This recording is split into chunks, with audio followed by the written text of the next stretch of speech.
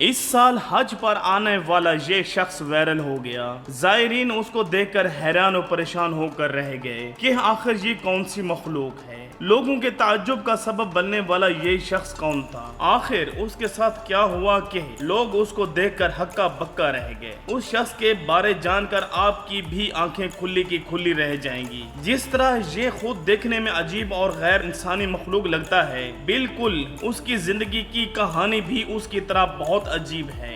جوان پیڈریو میکسیکو میں پیدا ہوا تھا۔ پیدائشی موٹاپا اور غیر معمولی جسامت کا مالک تھا۔ موٹا ہونے کے ساتھ ساتھ اس کا قد بھی اپنے ہم عمر بچوں سے کافی زیادہ لمبا تھا۔ جیسے جیسے وہ بڑا ہوتا گیا، اس کے موٹاپے کی وجہ سے کئی بیماریوں سے سامنا کرنا پڑا۔ 30 سال کی عمر تک پہنچتے ہی وہ چلنے پھرنے سے قاصر ہو گیا۔ اس کا وزن غیر یقینی حد تک بڑھ گیا تھا، جو کہ 595 پاؤنڈ سے بھی تجاوز کر گیا۔ اس کا نام دنیا کے سب سے موٹے ترین انسانوں میں شامل ہو گیا تھا۔ اتنا زیادہ وزن ہونے کی وجہ سے اس کی ٹانگیں اس کا وزن نہیں اٹھا سکتی تھی، اسی لیے وہ بستر کا ہی ہو کر رہ گیا۔ بہت اداس اور اپنی اس زندگی سے بیزار ہو گیا تھا۔ موٹاپے کی وجہ سے وہ کافی زیادہ بیمار رہنے لگا تھا، جس کی وجہ سے موٹاپا کم کرنے کے لیے آپریشنز ہونے تھے۔ ان میں بھی ڈاکٹرز کو مشکلات کا سامنا کرنا پڑ رہا تھا۔ مایوسیوں اور پریشانیوں میں گھرا وہ اپنی زندگی کے دن ایک کمرے میں گزار رہا تھا۔ ڈاکٹرز نے بھی جواب دے دیا کہ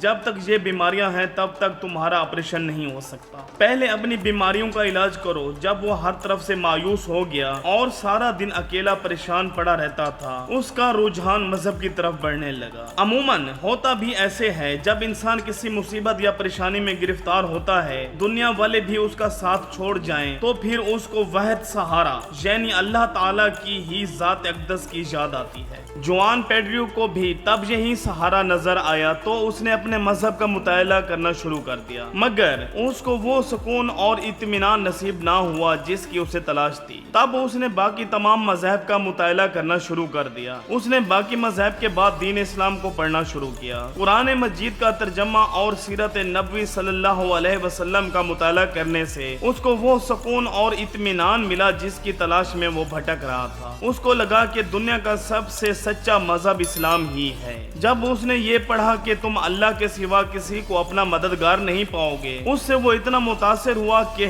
اللہ وحدہ لا شریک کی وحدانیت کو تسلیم کر کے دار اسلام میں داخل ہو گیا۔ وہ اللہ تعالیٰ کا شکر ادا کرنے لگا کہ جس نے اس کو ہدایت جیسی عظیم نعمت سے نوازا، ورنہ وہ ایسی ہی گمراہی میں اپنی زندگی گزار دیتا۔ اب اس کی صرف ایک خواہش تھی کہ وہ کسی طرح اپنے پیروں پر کھڑا ہو کر چلے اور اللہ تعالیٰ کے گھر کعبۃ اللہ کا طواف کرے۔ اس نے باقاعدہ طور پر اسلام قبول کر لیا اور اپنا نام بدل کر عبد الرحمن رکھ لیا۔ اللہ تبارک و تعالیٰ کی ذات اقدس کو کوئی پکارے تو یہ ہو ہی نہیں سکتا کہ اللہ تعالیٰ اس کی پکار کو نہ سنے۔ عبد الرحمن رو رو کر سچے دل سے اللہ تعالیٰ کو پکارتا رہا۔ اس کی تمام بیماریاں معجزاتی طور پر ختم ہو گئیں۔ ڈاکٹرز بھی اس معجزے کو دیکھ کر حیران رہ گئے۔ تب عبد الرحمن نے ڈاکٹر سے اپنی خواہش کا اظہار کیا کہ وہ اپنے پیروں پر کھڑا ہونا چاہتا ہے اور خانہ کعبہ کا طواف کرنا چاہتا ہے۔ یہ اس کی زندگی کا مقصد ہے۔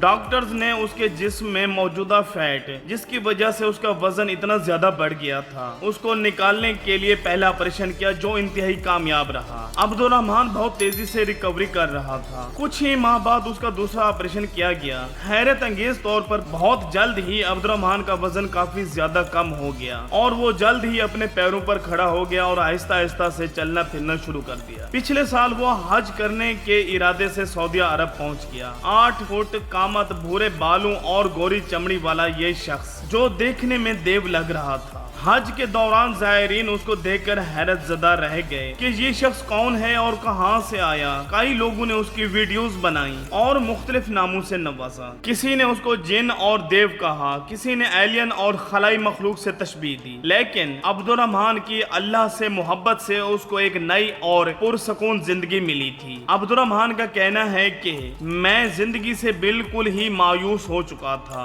उसकी नई जिंदगी अल्लाह ताला से रुजू करने से मिली है और ये हौसला, हिम्मत, सुकून और खुशी भी उसको अल्लाह ताला से ही मिली है। वो जब तक जिंदा रहेगा अपनी सारी जिंदगी इस्लाम की खिदमत के लिए वक्फ कर देगा और अल्लाह के हुजूर सरबसजूद रहेगा। बेशक अल्लाह रब्बुल करीम के अलावा दुनिया और आखिरत में कोई भी किसी का मददगार हो ही नहीं सकता। बात सिर्फ इतनी ही है कि अल्लाह ताला को सच्चे दिल से पुकारा जाए, सिर्फ उसी से मदद तलब की जाए। हम पर जब कोई तकलीफ या परेशानी आती है उसका हरगिज मतलब ये नहीं कि अल्लाह ताला हमसे नाराज है। हम उस वक्त तन्हा नहीं होते, कोई ऐसा होता है जो हमको थामे हुए होता है, जो हर वक्त हर पल हमें प्यार और मोहब्बत से देख रहा होता है। वो जात बाबरकत अल्लाह ताला की ही है। अल्लाह ताला जब किसी को अपने करीब करना चाहता है तो उसको आजमाइश में डाल देता है ताकि वो अपने बंदे को आजमा सके, उसकी इल्तिजा सुन सके, उसका गिड़गिड़ाना, बार बार अल्लाह ताला को पुकारना अल्लाह को इतना पसंद आ जाता है कि वो चाहता है कि मेरा ये बंदा बार बार मुझे पुकारे। दुआओं की कबूलियत में ताखीर की जाती है क्योंकि अल्लाह ताला को अपने बंदे का मांगने का अंदाज पसंद आ जाता है।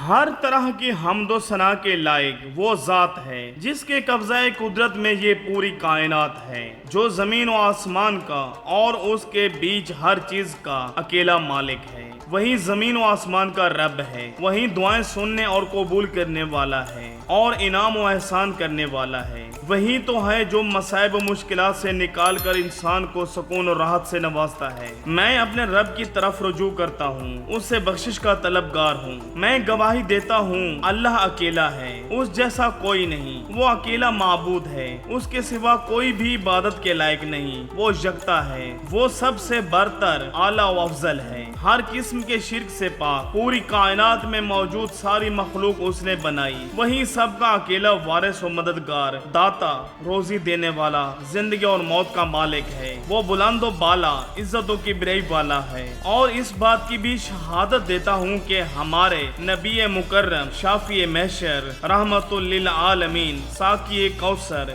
जनाब मोहम्मद रसूलुल्लाह सल्लल्लाहु अलैहि वसल्लम अल्लाह ताला के बंदे और रसूल हैं, जिनको अल्लाह ताला ने रोशन और कामिल दीन और किताब हिदायत देकर माबूस फरमाया है। ऐ अल्लाह, अपने प्यारे बंदे और रसूल सल्लल्लाहु अलैहि वसल्लम पर रहमत और बरकत और सलामती नाजिल फरमा और आप सल्लल्लाहु अलैहि वसल्लम की आल और औलाद, अज़वाज मुतहहारात और सहाबा कराम पर अपनी रहमतें और बरकतें नाजिल फरमा। आमीन या रब्बुल आलमीन। ये थी आज की वीडियो। अगर पसंद आई हो तो वीडियो को लाइक शेयर करना मत भूलिएगा।